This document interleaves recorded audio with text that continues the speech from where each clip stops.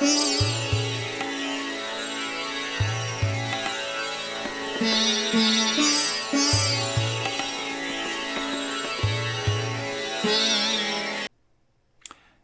welcome to Leadership as a Philosophy, Not a Checklist, case study number 4, the leadership class. So this is not going to be 5 minutes because this is a case study, so we need to have time to think. All right, so here's the scenario. Big transportation company, bunch of different vehicles, whole bunch of different things, got a parts department, got vehicle department, all these different departments. So Lisa, she's in charge of the parts department.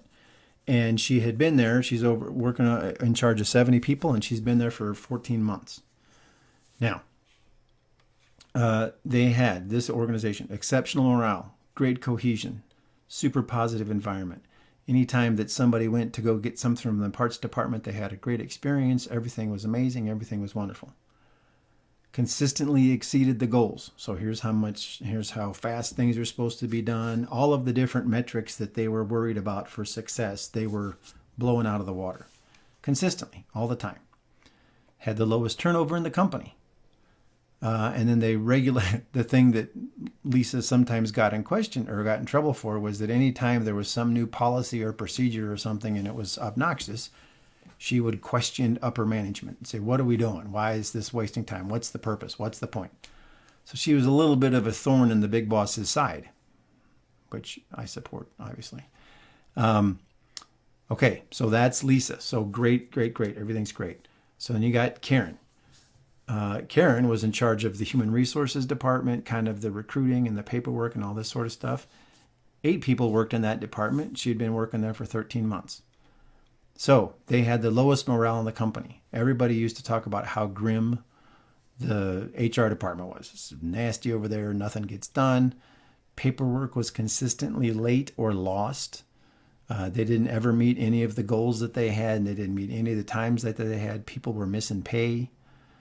Had the highest turnover in the company, so those 8 people would swap out over 100% of the time. I hope I got my symbols right. I'm always terrible at math. So there you go.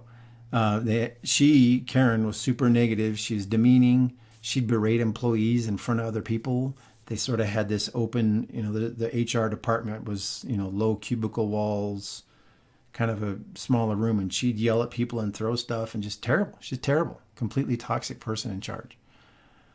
So the company, because they were having a leadership crisis, the big bosses decided they were going to come up with a leadership mastery course and invite people to come to the course. Okay.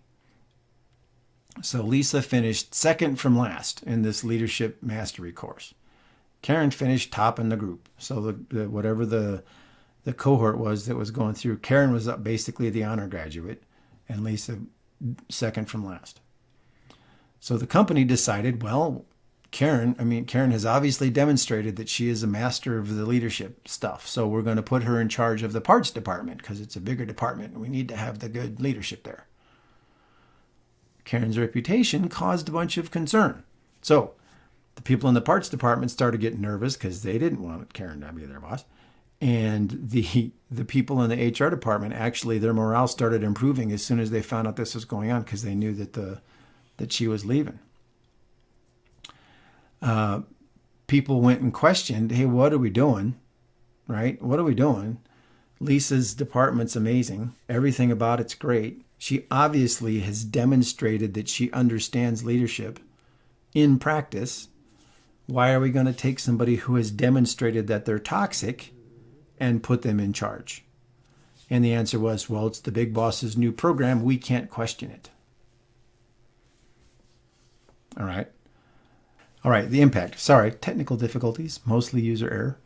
So it was the impact. Well, within a week of the move, within the week of Karen moving into the new role, turnover went from the lowest in the company to 50% because people were leaving.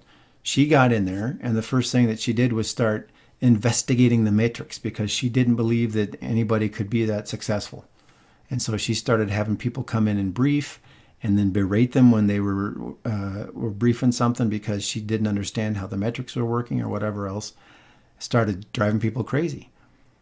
Copied the exact same behavior that she had demonstrated in the other role into the new job.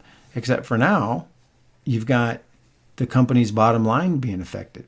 They started missing all their productivity goals. Their timelines were getting missed. The exact same thing that happened in the HR department.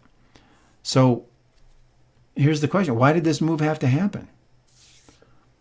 What was the demonstrated reason for that to happen? If the morale and everything was working great, why did they have to move? There was all this evidence that Karen was a bad leader. The big bosses thought maybe, we'll put her in an important role and then she'll do the right thing. No, if they're not doing the right thing in charge of 8 people, why would you pollute 70 people? Anyway, and then everybody's, like I said, demonstrated performance. There's all of these reasons not to do it, but you did it because the system said so. You did it because the big boss wanted his program to be successful. I mean, it's not because he needed women leaders. There's a woman in charge each time. So what was the problem? So what was the value and character of the upper management, right? Were they leaders? No. Because why would you do that? Why would you do that? As we talked about during the problems discussion, you immediately impacted the bottom line of the company. For what? People didn't want to go to the boss and say, boss, this isn't going to work. This is going to be bad. It's not, this is going to end terribly for us. So that means that the environment didn't allow anybody to be questioned. We're just going to follow through the process regardless of the consequences. I mean, it's not good, right? None of that's good. And then what was the objective and the intent of the Leadership Mastery course? I'll move this up here since we've been doing that already. Right? What were they teaching? Because look, I can tell you, I'll give you the 5 steps to be a leader. And then you do the 5 steps and you get 100%. Okay, well, now you're a leader. No, you have to be able to go demonstrate that. So what were they teaching in this mastery course? What sort of evaluation was there really? Because a written test, anybody can pass a written test. I can teach anybody to do that. What did we do with any of the 4 pillars, the 4 essential pillars of character, right? Did the leaders have integrity? Did they have humility? Did they have empathy? Were they paying attention? They clearly weren't paying attention. They didn't have the humility to say, well, maybe this isn't going to work because she's going to be toxic and terrible. They obviously didn't have any integrity. So identify some of the issues and possible alternatives. So like we talked about, what was trained at this class? What was in this class that made it so impactful and necessary? And so the big boss didn't want to hear that his project was bad or his idea was bad. Well, that's a problem, right? That's that leadership problem. It all feeds off each other. It's all cyclical. And then who had the power to ask why, or did anybody? Why are we doing this? What's the point? And do we really care about leadership? Do we really care about people's morale? Do we really care? If they were already making and exceeding productivity goals, why did you need to mess with that? And then the thing I left out is they sent Lisa off to go work in some position where she was filing reports. They didn't make her go train at the leadership class, which is what she should have been doing, right? And then what's the personnel and financial impact? Well, a bunch of people quit, so now we got to spend a bunch of money. Everybody understands the financial impact of turnover. And then people's morale goes down. They hate work. They're miserable. They don't like. So then we're just making humanity suffer. Anyway, so trying to keep the case study short as well. This one is going to be around 10 minutes.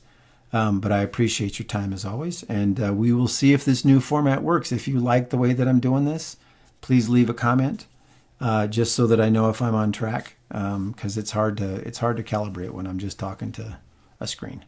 All right. Thanks so much. Have a great day.